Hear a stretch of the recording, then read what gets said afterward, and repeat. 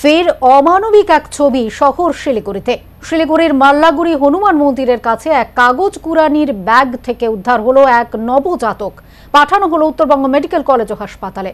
জানা গিয়েছে, একজন কাগজ কুড়ানি শুক্রবার সকালে মাটিগাড়ার একটি বেসরকারি হাসপাতালের সামনে প্লাস্টিক কুড়োতে গিয়ে আবর্জনার স্তূপ থেকে একটি ব্যাগ তুলে নিয়ে আসে।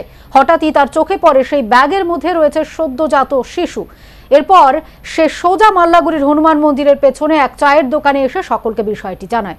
সেখানে আগে থেকেই উপস্থিত প্রধাননগর থানার পুলিশ ব্যাগ খুলে দেখেন ওই নবজাতকটি জীবিত রয়েছে। উদ্ধার হওয়া ওই সদ্যজাত কন্যা সন্তান বলে জানা গিয়েছে। दीदी वहाँ पर हम काम करते तो चाय का मल्लागुड़ी हनुमान मंदिर के पीछे चाय दुकान था।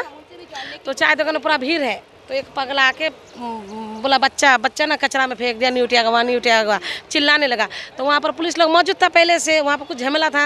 तो पुलिस देखने आया तो क्या है, बच्चा सब धुलाई में देख रहा है। तो हम बगल में गए, हम बोला कैसा बच्चा है, देखिए बाप रे सच बोल के इंसान का बच्चा।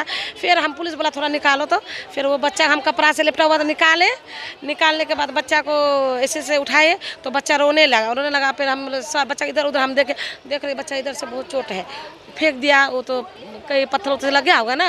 हाँ, उसको लपटा के फेंक दिया था बच्चा, मेरा हिसाब से फेंक दिया बच्चा, वो चोट हिसाब से फेंक दिया बच्चा इस तरफ से। बहुत लड़की है, हम 2 दिन का बोला डॉक्टर।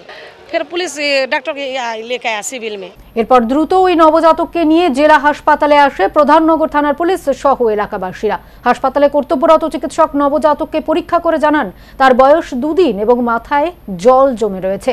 6 ঘন্টার মধ্যেই সেই জল বের করতে হবে, নইলে জীবন সংশয় হবে ওই নবজাতকের। ঠিক আছে, এখন অক্সিজেন দিয়ে স্টেবলই আছে। পুলিশ তো যত তাড়াতাড়ি সম্ভব এনেছে এবং পেডিয়াট্রিক সার্জারি ডিপার্টমেন্টের আন্ডারে ভর্তি হয়ে এবার ওনারা কতটা কি করতে পারে সেটা দেখা যাক। এরপর দ্রুত তাকে জেলা হাসপাতাল থেকে মেডিকেল কলেজে পাঠানো হয়।